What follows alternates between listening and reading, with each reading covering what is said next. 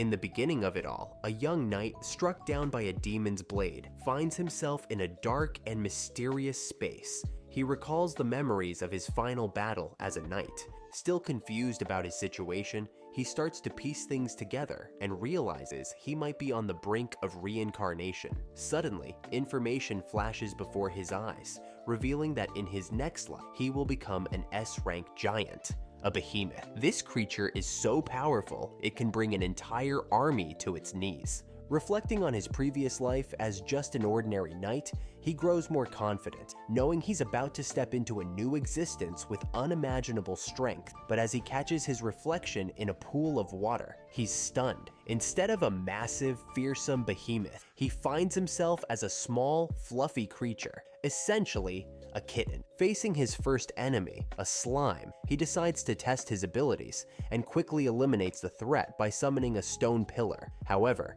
using his skills leaves him feeling ravenous, as he hasn't eaten anything since being reborn. With no better option, he eats the defeated slime and is surprised by how delicious it tastes. Saving some slime remains in his storage for later snacks. He ventures onward, effortlessly defeating other monsters he encounters along the way. That is, until he stumbles upon a treasure chest, an item he never managed to find in his previous life as a knight. Excited, he approaches the chest, only to realize too late that it's a teleportation trap. Instantly, he's transported to a dark chamber and comes face to face with an S-rank Earth Dragon. The dragon sneers, calling him a pathetic creature and vowing to kill him for disturbing its slumber. Despite the overwhelming danger, the knight-turned-kitten narrowly avoids the dragon's deadly attacks by combining his newfound abilities. Meanwhile, in another part of the labyrinth, a young elf is preparing for battle. Back with the kitten, he barely escapes the dragon's wrath by using his wings and flees,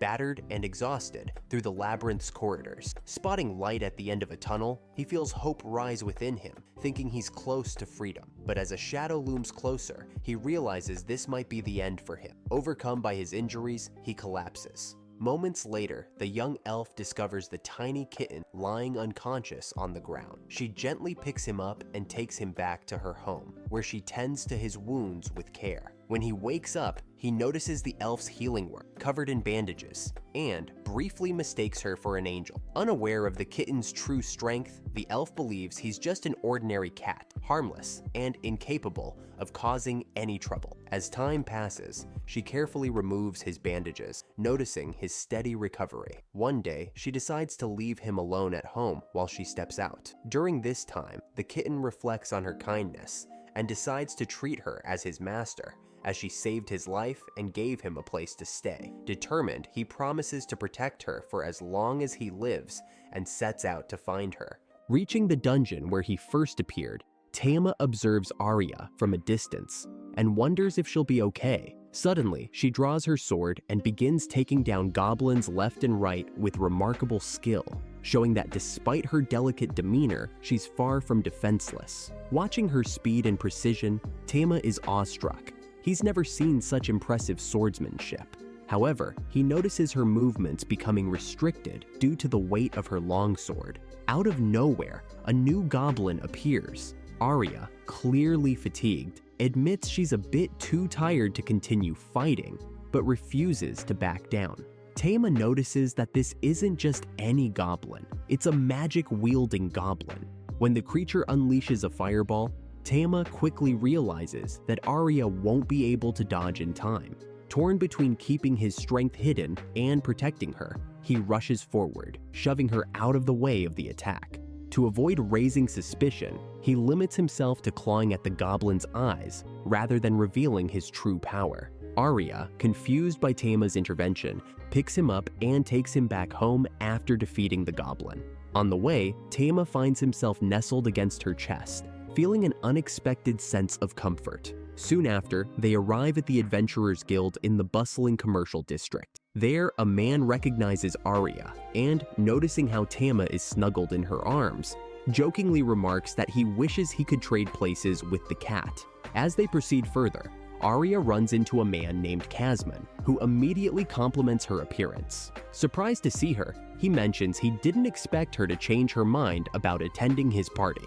However, Arya firmly clarifies that she has no intention of staying for any party. Ignoring her protests, Casman moves closer, promising to take good care of her. Seeing him invade her personal space, Tama leaps into action, biting Casman's hand and scratching his face. Furious, Casman draws his sword to challenge Tama, but before he can act, Arnold, the guild receptionist, steps in and halts Casman's blade, sternly reminding him that fighting is prohibited on guild grounds. As Casman meets Arnold's gaze, fear overtakes him, and he flees the scene with his tail between his legs.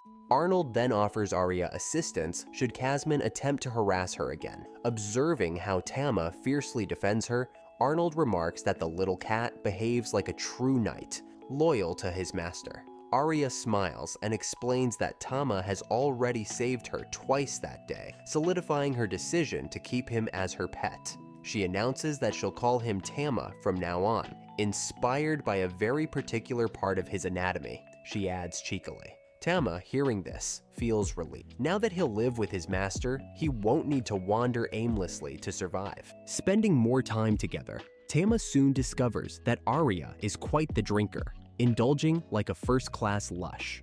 Meanwhile, Arya notices Tama's tendency to ignore her commands. Frustrated, she warns him that if he keeps this up, he won't be allowed to join her in the bath. Shocked, Tama adamantly refuses the idea of bathing with a woman, deeming it a disgrace to his knightly honor. However, he ultimately ends up in the bath with her anyway. During their bath, Arya shares a personal story. She recounts how her hometown was ravaged by demons long ago, only to be saved by a legendary heroine known as Alicia, the Holy Sword. Hearing this name, Tama is struck with recognition, recalling that he had heard of this woman in his past life and how truly significant she was. On another day, back at the Knights Guild, Arya is approached by Anna, who warns her that it's not a good day to be there. Before Arya can leave, however, Casman suddenly appears, announcing that Tama must be put down for scratching his face. To make matters worse, Casman explains that the order came from a baron, a highly influential figure whose commands must be obeyed without question. Hearing this, Arya refuses to hand over her cat and pleads with Casman for mercy. Casman, smirking, proposes a different solution. They can settle the matter with a duel. If Arya wins, Tama will be allowed to stay, but if Casman wins, Arya must agree to become his wife. Stunned by the absurdity of his terms, Arya pauses briefly before ultimately deciding to accept the challenge. That night, they gather at the arena for the duel, with Anna stepping in as the referee. She reminds both parties to fight fairly and honorably. Casman, brimming with confidence, generously offers Arya the option of external help during the fight, as he knows he's far stronger than her, making a one-on-one match unfair. Turning to the crowd outside the arena, he calls out, asking if anyone would stand beside Arya in the duel. But his taunt is met with silence, as no one dares challenge the Baron's authority. Just when it seems Arya is alone, Tama steps forward, positioning himself by her side. His determination to protect his master is clear to all. Anna, observing this, acknowledges Tama's bravery and readiness to defend Arya. Casman, on the other hand, dismisses Tama, claiming he has no objections to the cat fighting alongside her since it won't pose any real challenge. Tama, enraged by Casman's arrogance and for making his master cry, vows to make him pay. The moment Anna signals the start of the duel, Tama charges directly at Casman. Mocking him, Casman calls Tama a foolish creature and attempts to strike, but Tama skillfully evades the attack. Realizing Casman's sheer strength, Tama quickly understands that defeating him will require more than just basic attacks. Arya, seizing the opportunity, dashes toward their opponent and warns Tama of the danger of facing Casman head-on. She activates her acceleration skill to close the distance rapidly, but her strike ultimately misses, passing right by. Seeing Arya's ability firsthand, Casman acknowledges her speed and admits that she is as swift as the rumors claim. Even so, he confidently declares that her skill won't be enough to secure victory. Meanwhile, Tama realizes that Casman has a point. Arya truly isn't in a condition to defeat him. As she tries to land a hit by throwing shurikens, Casman blocks the attack effortlessly with his cape. Without hesitation, he charges at her, delivering a heavy blow to her stomach that leaves a painful bruise. Watching her struggle, Tama starts to believe he could easily take Kazman down if only he used his abilities. As Kazman relentlessly attacks, he manages to disarm Arya, leaving her completely defenseless and on the brink of defeat. Before delivering the final blow, Kazman begins drooling like a rabid dog, declaring that she will finally belong to him and become his wife. Tama, torn about whether to intervene, wrestles with the risk of revealing that he's no ordinary cat.